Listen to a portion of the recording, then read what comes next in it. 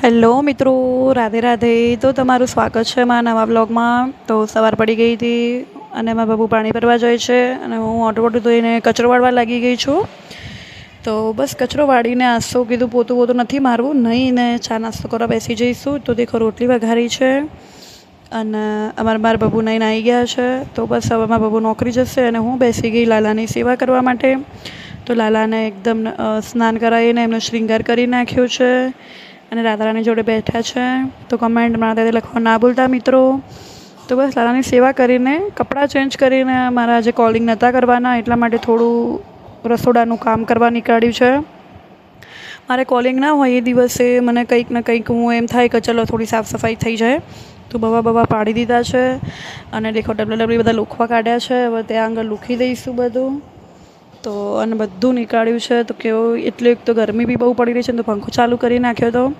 તો બસ સાફ સફાઈ રસોડાની થઈ ગઈ હતી. તો તમે જોઈ શકો છો પહેલાં કેવું હતું અને અત્યારે કેવું છે.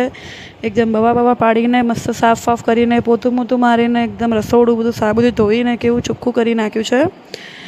તો બસ હવે નાસ્તો કરી લઈશું. મારા બાબુ આવ્યા હતા. મારા બાબુ કે રસોઈ મત બનાવજે, આ રૂમના આપણે રવિવારે કરીશું. તો મારા બાબુ લઈને આવ્યા હતા દાબેલી. એ કે હું ખાઈને આવ્યો છું તો તું ખાઈ લે. તો વાસણ બધું કાઢવા માટે હું બેસી હતી ને એકદમનો વરસાદ પડવા માંડ્યો અને દેખો જતો બી રહ્યો. તો મેં કપડાં ધોઈ નાખ્યા હતા, વાસણ કરી નાખ્યા હતા, તડકો નીકાળી દીધો હતો.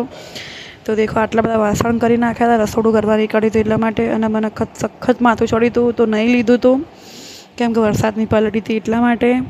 તો ખબર નહીં એટલું સખત માથું ચડ્યું હતું ને કે કંઈ સૂઝતું જ નહોતું. તો કંઈ વધારે વ્લોગ લીધો નહોતો મેં.